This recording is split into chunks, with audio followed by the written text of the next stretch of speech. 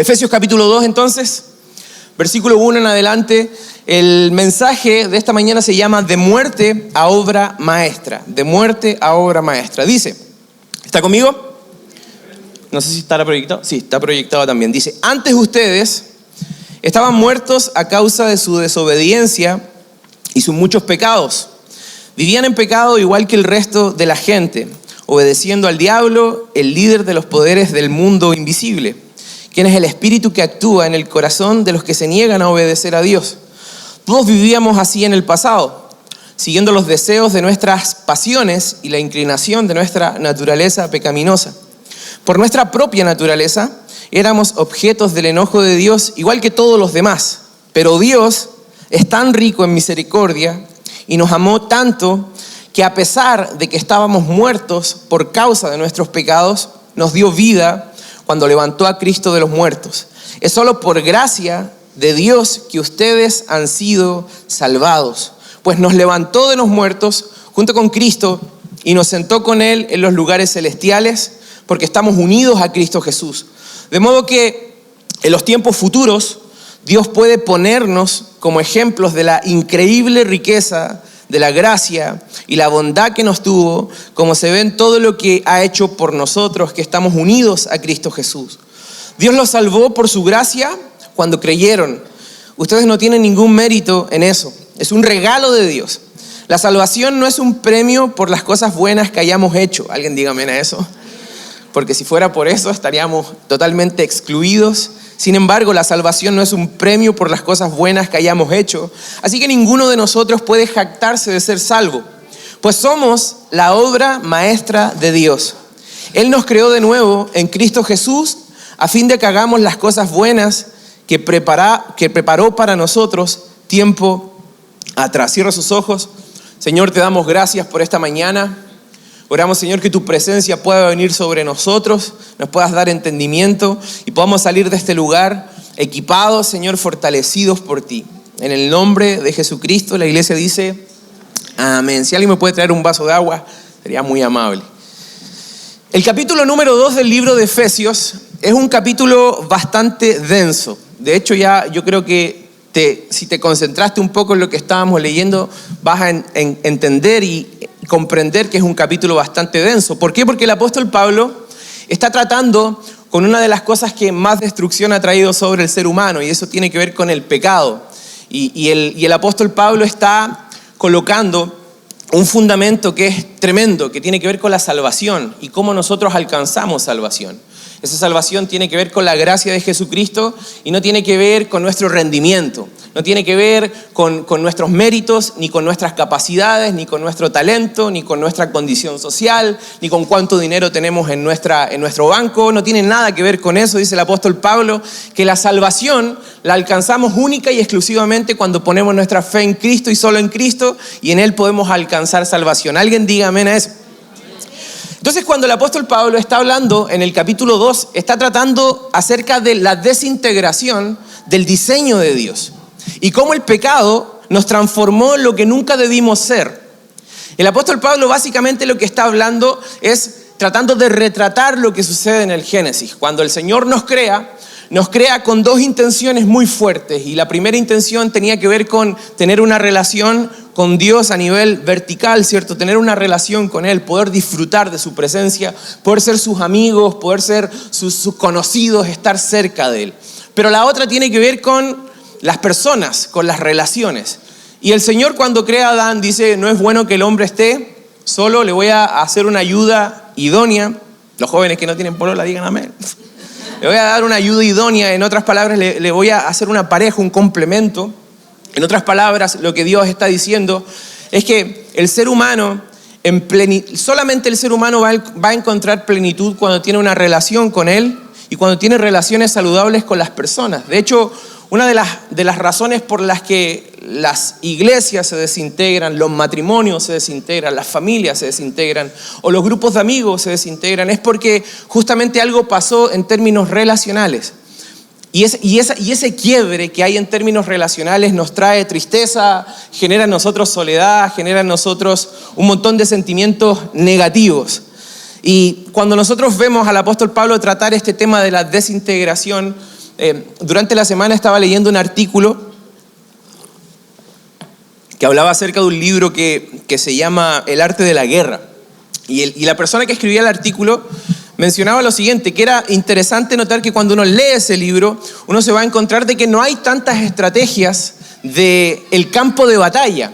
Más bien, la estrategia primordial que se utiliza en los tiempos pasados era la desintegración de los, en este caso serían las guerrillas, ¿cierto? O los ejércitos más bien, la desintegración propia de los ejércitos. Entonces, la mayor parte del libro habla acerca de cómo derrotar a tus enemigos antes de comenzar la batalla. Y habían para conquistar al enemigo antes de comenzar la batalla, habían tres claves.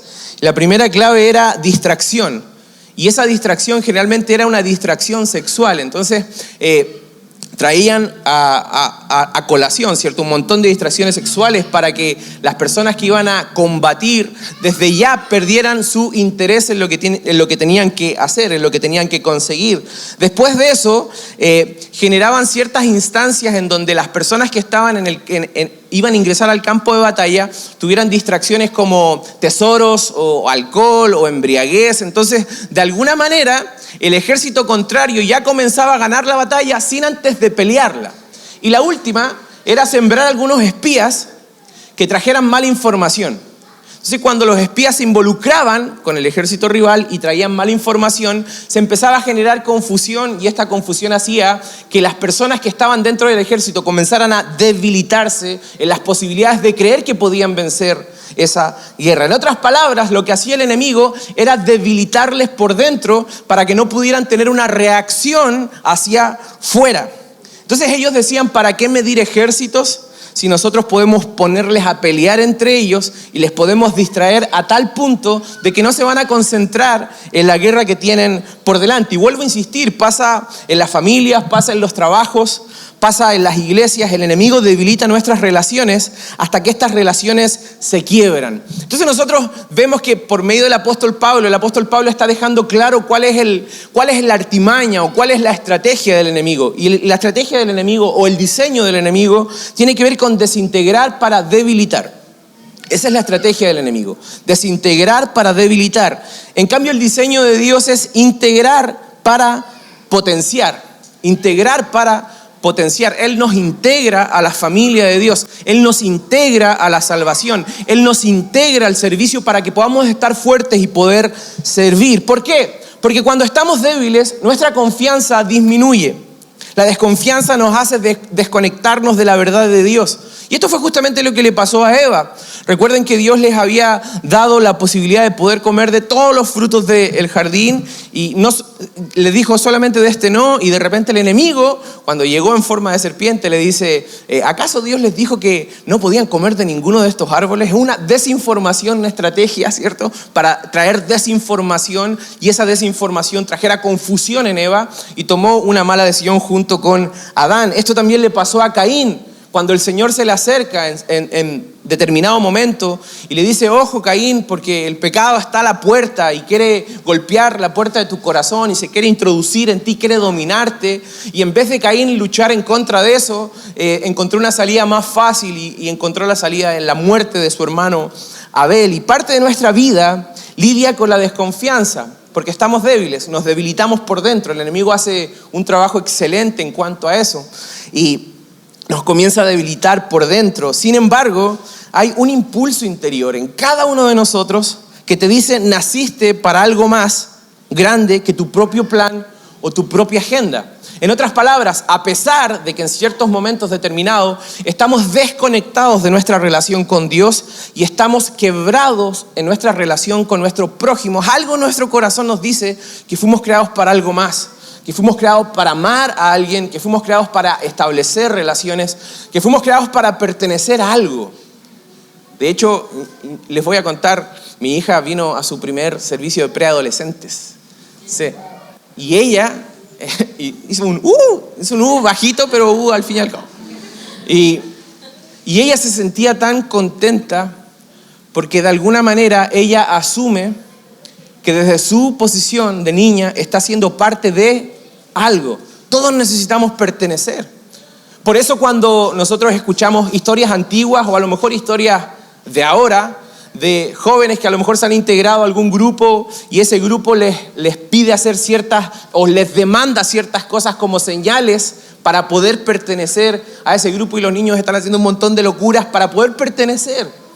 Y lo increíble es que nosotros ya no tenemos que buscar un lugar al que pertenecer, ya pertenecemos a Jesús y Él nos ha dado su identidad, y nosotros ya no vivimos en debilidad, sino que vivimos en su poder. Alguien diga amén a eso. Por lo tanto, lo que el apóstol Pablo está haciendo es retratar el milagro de lo que ha pasado con cada uno de nosotros.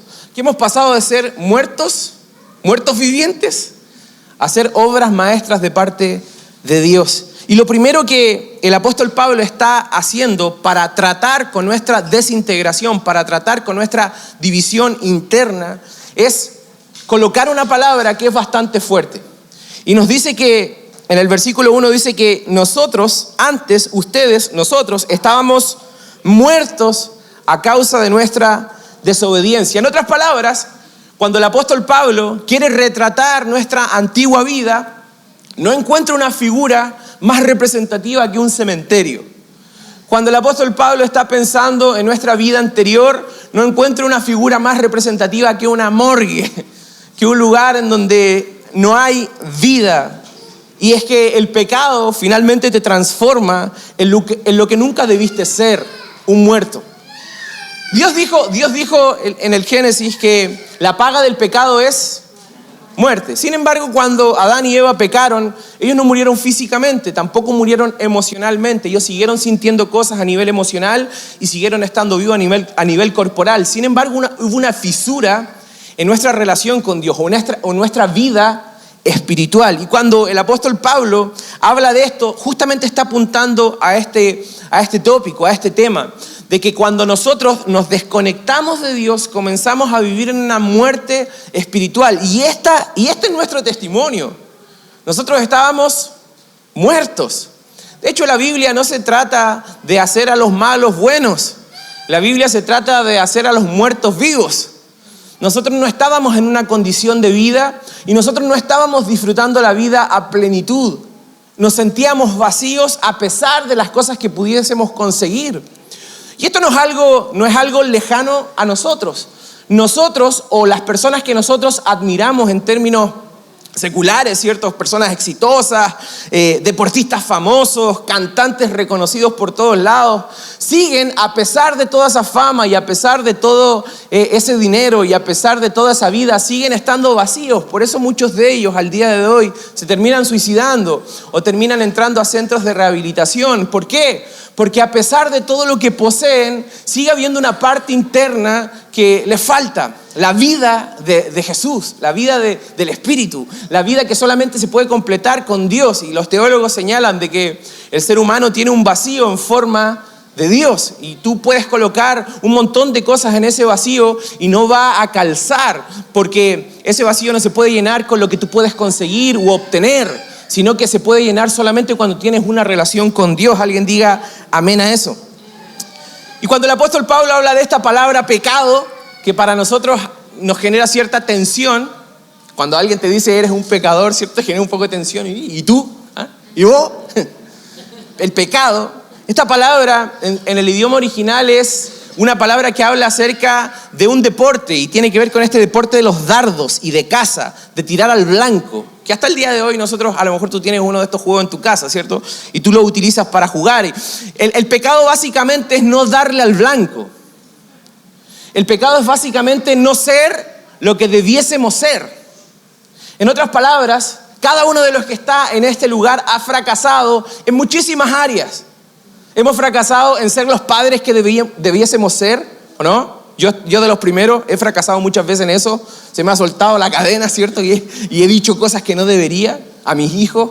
Y a lo mejor también muchos de nosotros no hemos sido lo que debíamos ser, siendo como esposos. También se nos ha soltado la cadena y hemos hecho cosas que no debemos. Como trabajadores, también hemos sacado la vuelta más de alguna vez. Alguien lo hizo, me levanta su mano, sin vergüenza, sin temor. La iglesia es el lugar para ser honesto. Nadie ha sacado la vuelta acá, está bien, son todos santos, perfectos. Pero básicamente el pecado es no ser lo que debiésemos ser. no tener la relación que debiésemos tener con Dios y con las personas que nos rodean. Todos hemos experimentado el quebrantamiento de relaciones quebradas. Todos hemos experimentado el caos de decisiones mal tomadas. Y aquí viene el punto, y el punto es por qué, y es porque estamos dominados por el pecado. Eso es lo que nos dice el apóstol Pablo. Pero no solamente utiliza la palabra pecado, sino que utiliza la palabra desobediencia.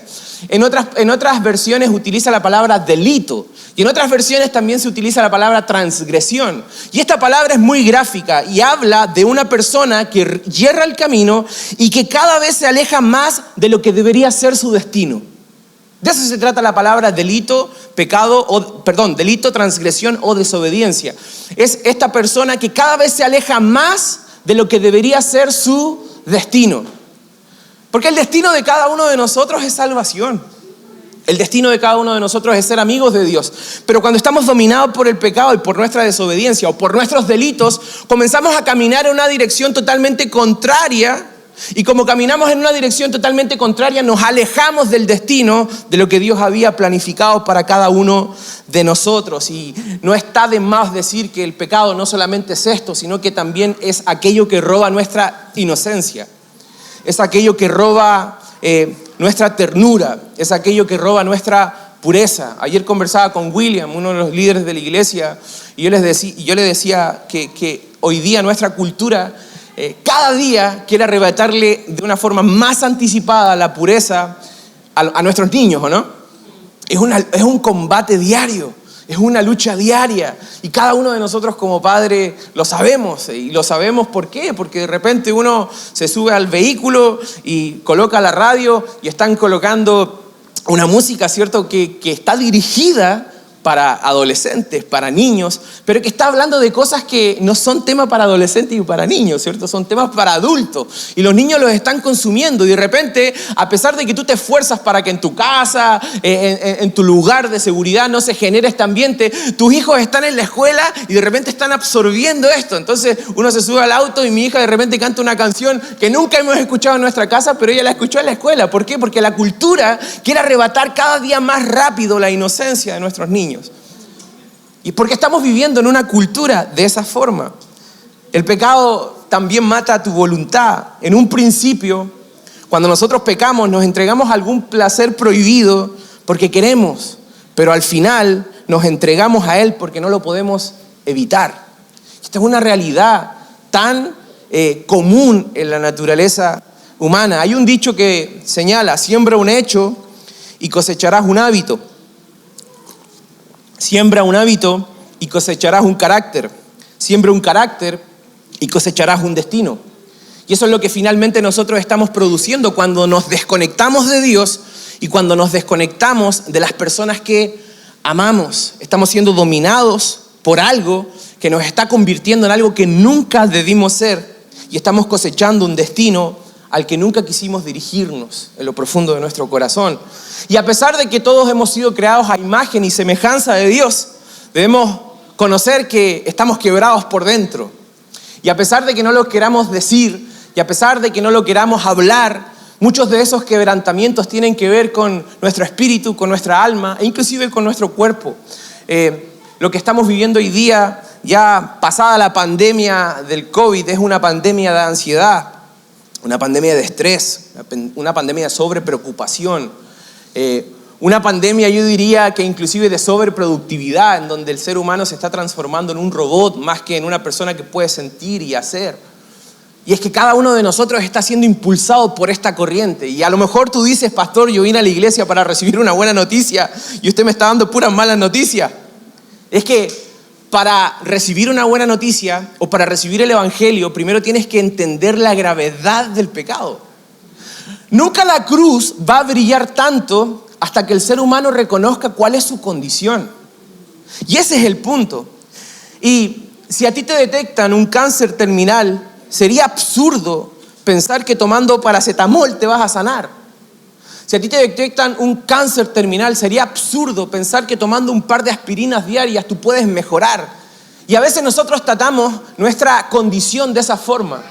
tratamos nuestra condición de esa manera, poniendo parche sobre parche y sobre parche, no entendiendo que Dios quiere apuntar a la raíz de nuestro corazón para transformarlo por completo. Entonces tratamos el síntoma espiritual con conseguir más, con acumular más, con ganar más, y entre más tenemos, más vacíos nos sentimos. Otro trabajo en el que pueda ganar más dinero, otra casa en la que pueda ser mucho más feliz, un par de kilos si pudiera bajar, alguien diga amén a eso, sí. Un par de kilos si soy más popular en redes sociales, si me dan más likes, si cambio mi vehículo, si tuviera este cargo en la empresa, ahí sí que sería feliz. Y apuntamos a la felicidad como algo que tenemos que conseguir, cuando el Señor apunta a nuestro gozo como algo que tenemos que cultivar en lo profundo de nuestro ser, con la gratitud y entender de que tenemos todo lo que necesitamos. Alguien diga amén a eso. Entonces, si tienes una pierna rota, tienes que ir a un cirujano. Si tienes problemas respiratorios, tienes que ir a un broncopulmonar. Pero si estás muerto, necesitas un milagro. Y ese es el milagro que el apóstol Pablo está revelando en la carta a los Efesios. El apóstol Pablo está diciendo que todos aquellos que caminábamos en muerte nos podemos transformar en una obra maestra de Dios. Entonces el apóstol Pablo sigue profundizando este tópico y dice el apóstol Pablo en el versículo 3, dice que todos vivíamos así en el pasado, siguiendo los deseos de nuestras pasiones y la inclinación de nuestro corazón. Y en el versículo 2 dice que vivían en pecado igual que todo el resto de la gente. Entonces hay 3 cosas, solamente las voy a mencionar. Si alguien está tomando notas, yo como pastor sería muy alegre si alguien tomara notas. Yo hablo y hablo y hablo. Después pregunto en la mitad de semana, ¿y de qué hablé? Ni yo me acuerdo. Dice el apóstol Pablo que hay un elemento social en el pecado, igual que el resto de la gente. Y cada uno de nosotros sabe que nuestro pecado o nuestra desobediencia puede ser potenciada cuando me relaciono con gente incorrecta. ¿Sí? Cuando te relacionas con gente incorrecta. ¿Cuál es la gente incorrecta? Todos nosotros hemos sido gente incorrecta en algún momento. ¿Sí? Cuando alguien se acerca con un tremendo rumor. ¿Ah? El libro de Proverbios dice que los rumores son pequeños bocados deliciosos. ¿Ah? O sea, eso dice el libro. Entonces, alguien se acerca con un pequeño rumor, ¿cierto? Y te dice algo. ¿Cuándo tú eres una persona incorrecta? Cuando no frena esa conversación y se introduce en esa conversación y comienza a hacer crecer ese rumor. Cada uno de nosotros tiene algo que se potencia con el otro. Por eso los profesores en la escuela, acá hay varios profesores, saben que algunos alumnos los cambian de asiento toda la semana, ¿cierto? Cambian de asiento. ¿Por qué? Porque ese potencia el desorden dentro de la sala de clases. También hay un elemento espiritual, dice, obedeciendo al diablo, viviendo la vida que el enemigo ofrece, viviendo la vida que el sistema ofrece, viviendo la vida que esta cultura ofrece. Y el elemento personal, dice que siguiendo los deseos de nuestra propia pasión. Es una vida que está a merced del deseo. ¿Qué quiere decir esto? Que expresamente el tener deseos no está mal, pero cuando potenciamos ese deseo en un ámbito pecaminoso, ese deseo ya se desvirtuó por completo.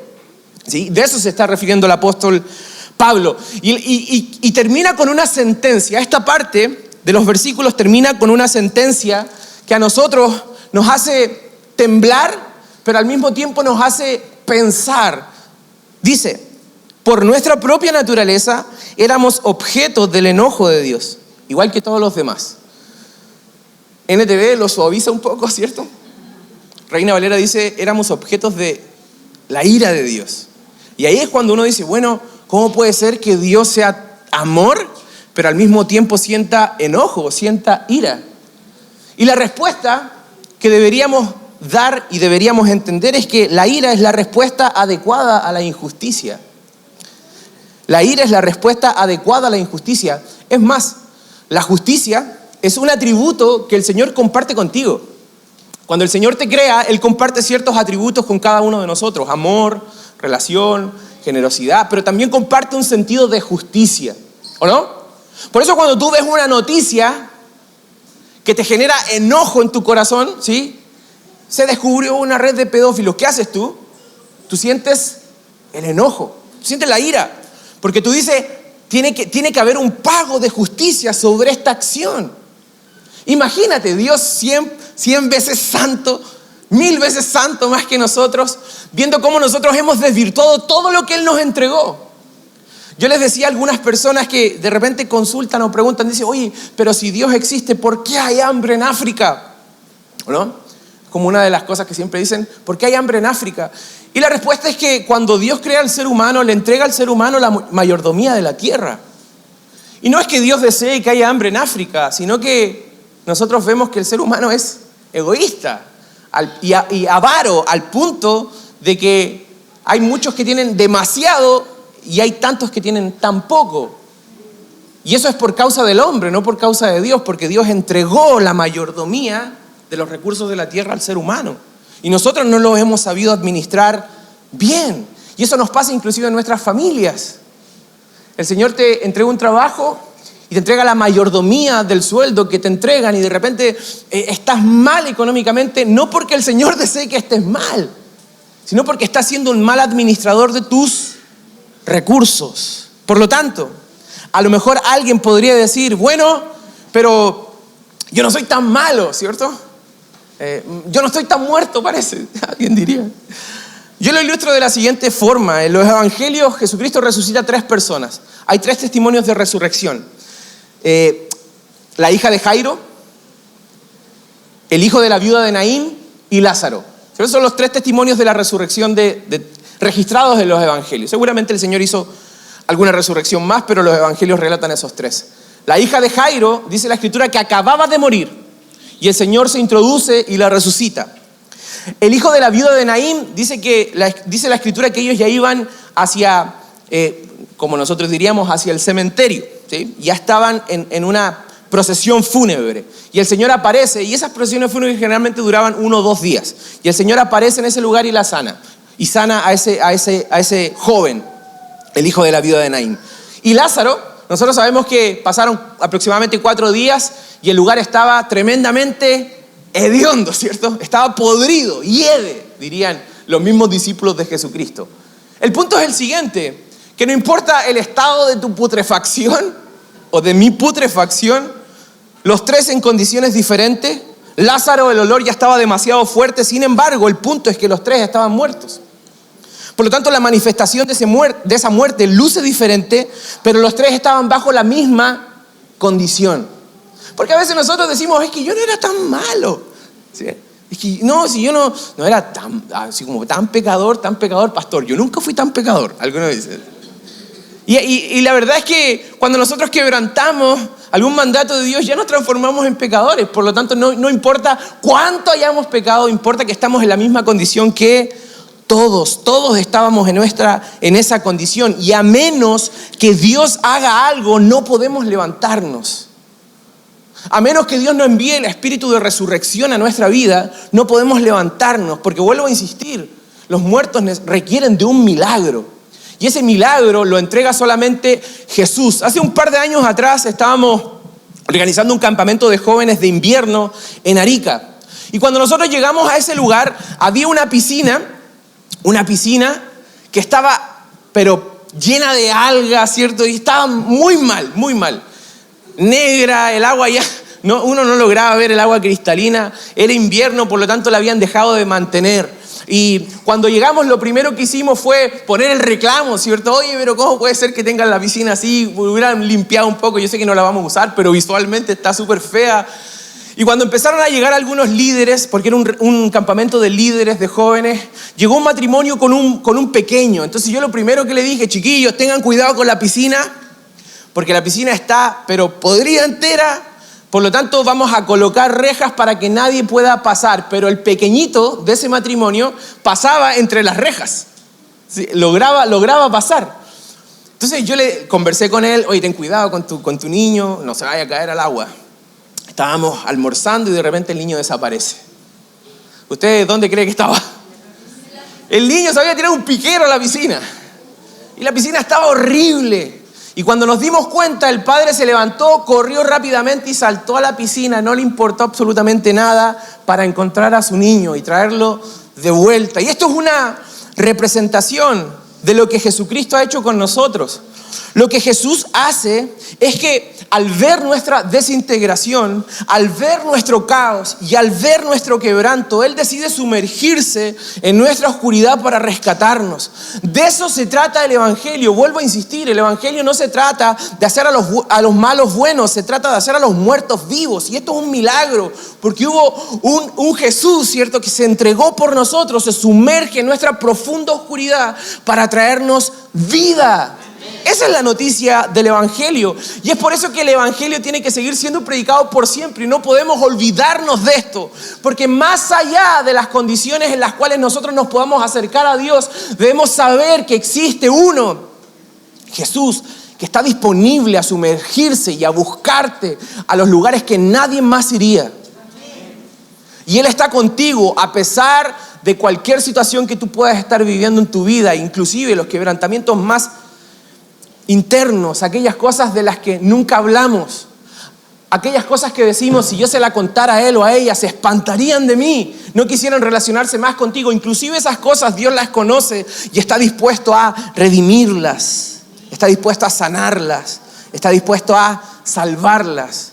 Pero aquí no termina la noticia, porque si nos quedáramos acá, diríamos que bueno es el Señor, Él nos rescata, Él quiere hacer algo bueno con nosotros. Pero no solamente eso, tenemos un Dios tan generoso, tenemos un Dios tan bueno, que la Escritura nos dice que a pesar de que nosotros estábamos en delitos y pecados, pero Dios es tan rico en amor, en misericordia y en gracia, nos rescata, nos resucita, pero no solamente hace eso, sino que nos transforma en su obra maestra. Dice el versículo 10, pues somos la obra maestra de Dios.